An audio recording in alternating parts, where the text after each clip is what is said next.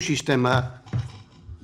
sistema de financiamento ten unha única e expresa finalidade, que é, digamos, dar satisfacción ás competencias de que dispón, en este caso, unha autonomía.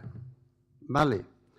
Ese é o obxecto fundamental que ten un sistema de financiamento.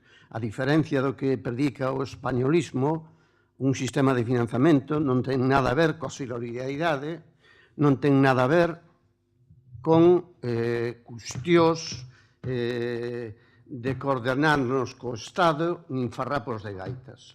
Un sistema de financiamento, insisto, o que trata é de atender aquelas competencias que temos cedidas, aqueles servicios e competencias que temos cedidos, e o que temos é que ter a dotación necesaria para que esos servicios cheguen á nosa poboación na súa xusta medida.